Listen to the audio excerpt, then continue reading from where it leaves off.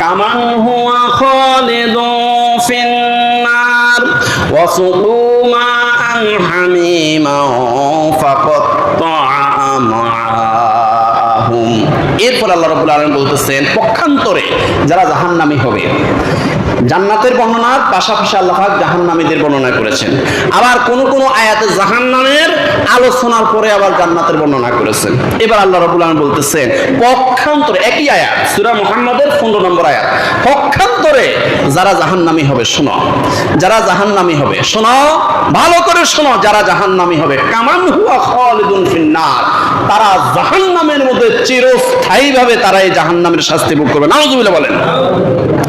ওয়াসুকু মান হামিমা ফাকাত্তাআ আমআহুম, আর এই জাহান্নামীদের উত্তপ্ত গরম পানি তাদেরকে পান করানো হবে। নাউযুবিল্লাহ বলেন।